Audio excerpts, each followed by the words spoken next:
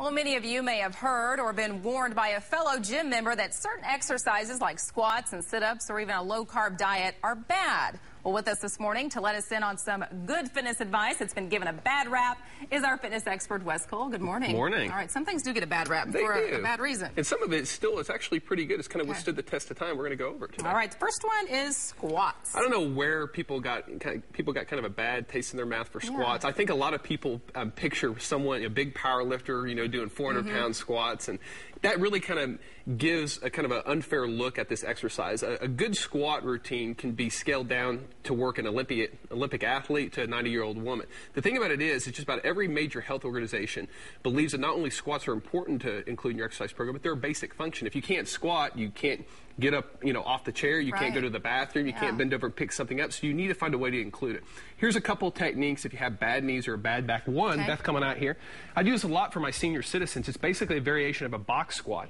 And basically, it's a chair squat. When you sit down, and Beth, when you sit down all the way, you de-emphasize your quadriceps right here. And it takes pressure off the patellar tendon, off the knee, and then you come back up. And as you can see, this is a pretty basic exercise, and it's actually, it seems simple right now, but as we get older, a lot of my clients, they have a real hard time doing this without pushing off with their arms. Make sure you do this, especially if you're getting a little bit older, if your knees hurt. I guarantee it'd make a big difference. Thank you, Beth. And last but not least, if you have a bad back, there's always machines. You don't have to do squats. You can do leg extensions. Definitely better than nothing. And, of course, lunges and squats, they take a big load off your back, but you got to find some way around finding some way to do some type of squat motion, because I think it's so important. Okay, and the next one, you have low back exercises. Well, low back exercises, too. A lot of people, they really try to, they de-emphasize the low back. We have a bunch of ab gizmos that they're purposely designed to take all the pressure off the back. But the problem is, if your back is very weak, you probably need to address the issue. And this is a great exercise. Kyle, coming out here, it's called the Good Morning. And this is an exercise I do for a lot of my clients that are coming from back problems. And as you can see, this really works the entire posterior chain right along right here. 3 or 4 sets of maybe 12 to 15 reps. I guarantee it'll work. But like I said, if you have a low back problems, you need to address the issue. I mean, if it's something serious, you need to talk to a doctor. But even a good physical therapist will tell you that you still have to work it to keep in shape, because your muscles on your back, they're no different than the muscles in your arm. You still have to keep them in shape. Thank you, Kyle. Okay, and the next thing that's gotten a bad rap is the low-carb diet. Well, right now, a lot of people are bashing low-carb diets. Yeah, I hear because, that. It's kind of out of style. And calorie counting, and I'm a big advocate for calorie counting. I think it still is king.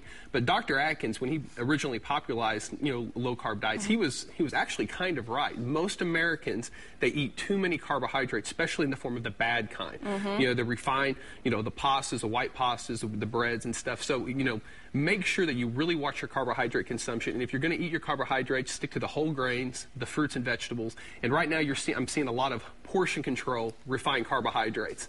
And I don't care, even if they're lower calories, they're really still not that good for you. Even if you're not trying to lose weight, excluding a lot of the refined carbohydrates will do nothing but make you healthier. All right, good advice. Real quickly, we have one question to answer from one of our viewers. This question comes from Justin. Can children lift weights? I've heard so many different opinions.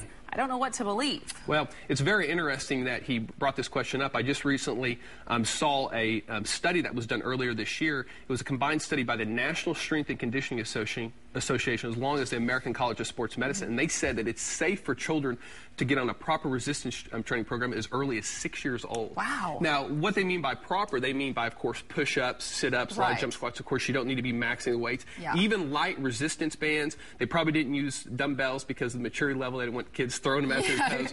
But it's okay. The stress that these kids occur on the playing field is probably equal to the amount that it would be, as long as they're doing it properly. They're probably responding to this because of the obesity epidemic with children. Children don't need any more of an excuse not to do a PE class or anything. So, make sure you're smart about it, but kids shouldn't have any problem not to drop down and do some push-ups. All right. Thank you, Wes. If you have a question that you would like Wes to answer, just go to the Weekend Morning section of our website, kjrh.com, and click on the Habitual Health link.